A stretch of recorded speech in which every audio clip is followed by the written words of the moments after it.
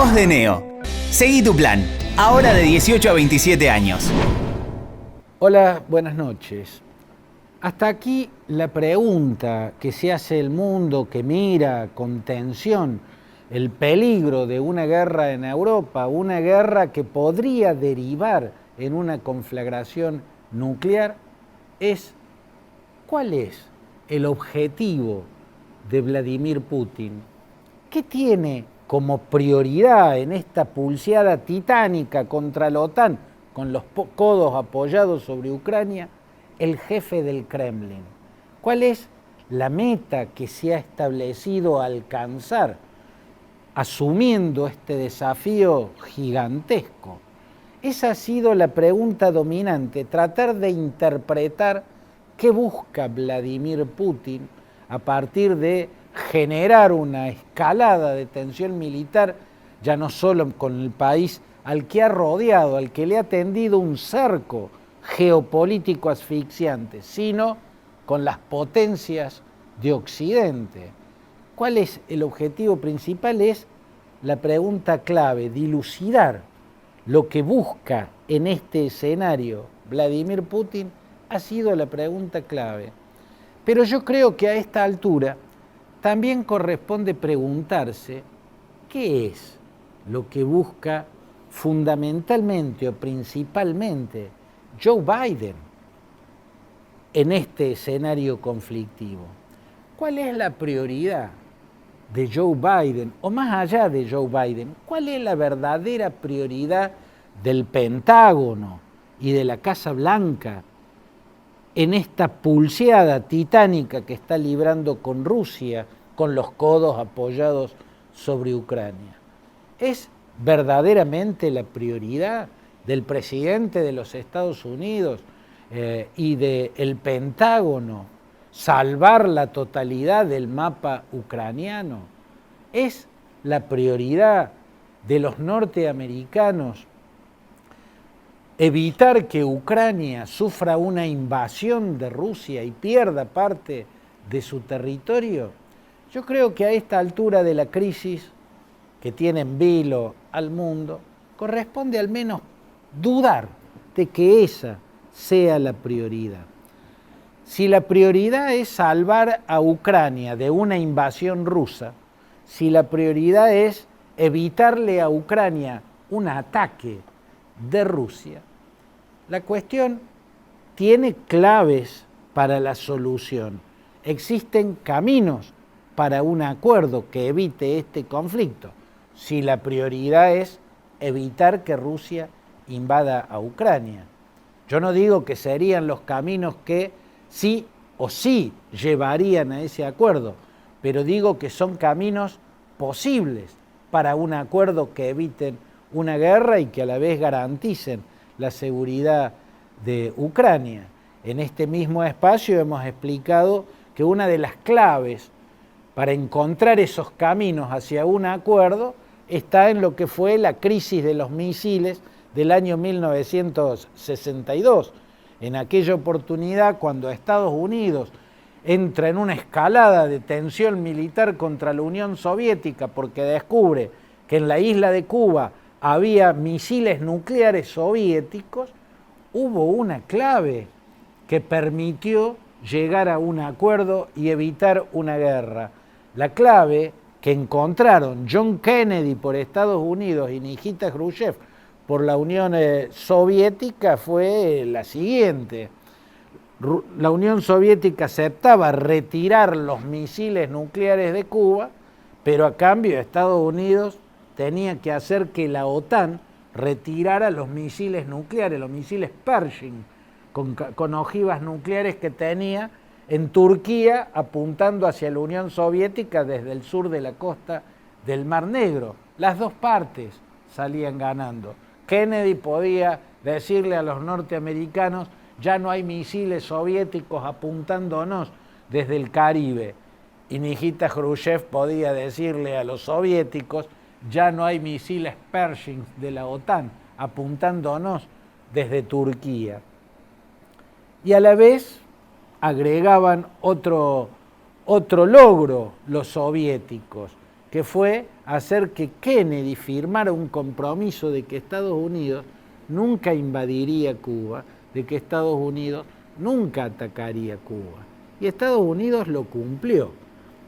No del todo, porque la CIA intentó muchas veces asesinar a Fidel Castro, pero nunca hubo una invasión norteamericana a Cuba para sacar el régimen de Fidel Castro, nunca hubo un bombardeo, un ataque en gran escala. En este caso podría lograrse lo mismo, y al mismo precio. Aquel precio fue dejarlo pataleando a Fidel Castro, porque Fidel Castro no quería que Cuba que la URSS saque los misiles nucleares que había puesto en la isla. Ahora es Ucrania la que no quiere que termine la tensión con un acuerdo que establezca que Ucrania nunca va a ser parte de la OTAN, pero posiblemente la OTAN y Rusia pueden ponerse de acuerdo en base a esos términos tomando como modelo la crisis de los misiles, y esos términos serían: Ucrania nunca va a ser parte de la OTAN, a cambio de eso Rusia tiene que comprometerse, como lo hizo Kennedy en el 62, a nunca invadir Ucrania y a cesar todo apoyo militar a las milicias prorrusas que si quieren separar Lugansk, Donetsk y que seguirían por otros rincones del Donbass hasta quitarle todo el oriente a los ucranianos, ¿no? Si la OTAN le garantiza a Rusia que nunca va a haber bases militares de la OTAN en Ucrania, que nunca va a haber misiles nucleares de la OTAN apuntando hacia Rusia, y Rusia a cambio da el compromiso de jamás invadir Ucrania y de retirar todo apoyo militar a las milicias prorrusas de Ucrania, ahí hay un principio de acuerdo. La pregunta es si a Biden le interesa un acuerdo que salve la totalidad del mapa ucraniano y que evite una invasión rusa a Ucrania ahora y por siempre, o si el objetivo de Biden es otro. Y yo creo que corresponde sospechar que el objetivo puede ser otro. ¿Cuál? Y probablemente la prioridad de Estados Unidos no es evitarle una invasión rusa a Ucrania, no es salvar las fronteras actuales que tiene Ucrania y que logró en la década del 50 del siglo pasado, siendo parte de la Unión Soviética. Posiblemente la prioridad de Estados Unidos sea otra. ¿Cuál, por ejemplo? Aplicar las sanciones económicas que debiliten al máximo, porque estas sanciones económicas debilitarían al máximo la economía rusa. Tal vez el objetivo prioritario de la Casa Blanca y del Pentágono no sea evitarles una invasión y una guerra a los ucranianos, sino tener el argumento, tener la coartada que justifique un bloqueo total a Rusia que dé por tierra, o sea, que destruya los acuerdos de exportación gasífera que Rusia tiene con la Unión Europea, en particular con Alemania, ¿no? Tal vez el objetivo de la OTAN, la prioridad de la OTAN, sea esa, sea destruir el Nord Stream 2, ¿no? Que es ese proyecto, ese gasoducto que va a llevar el gas de Rusia a Alemania y que va a abastecer al resto de Europa. Si Estados Unidos logra destruir esos acuerdos, si Alemania, que está comprometidísima con Rusia en los acuerdos por el Nord Stream 2, por ese gasoducto, tengan en cuenta que el ex canciller Gerhard Schröder fue uno de los impulsores de esos acuerdos, hoy asumiría como altas responsabilidades en Gazprom, la empresa rusa, para garantizar el cumplimiento de esos acuerdos. Por eso, hasta el actual canciller, Olaf Scholz, y tiene muchos límites, no quiere echar por tierra lo que es el Nord Stream 2, no quiere echar por tierra el abastecimiento de Europa con el gas de Rusia. Pero para Rusia, si esos acuerdos quedaran destruidos, para Rusia sería un golpe en el hígado. En términos de boxeo, el golpe al hígado es el que acaba con con uno de los contrincantes. El golpe al hígado en la economía de Rusia sería que la OTAN y Estados Unidos logren desactivar los acuerdos de exportación gasífera. Y ahí debilitarían a Rusia, y ahí podrían seguir llevando adelante esa política que puso en marcha Bush hijo, George W. Bush, ¿no? Que fue la de tender un cerco geopolítico sobre Rusia, incorporando a todas las que fueron ex repúblicas soviéticas. Primero avanzaron e incorporaron a todos los países que habían sido del Pacto de Varsovia. La RDA, que pasó a ser parte de Alemania, Hungría, Rumania, Bulgaria, Polonia, todos pasaron a ser parte de la OTAN.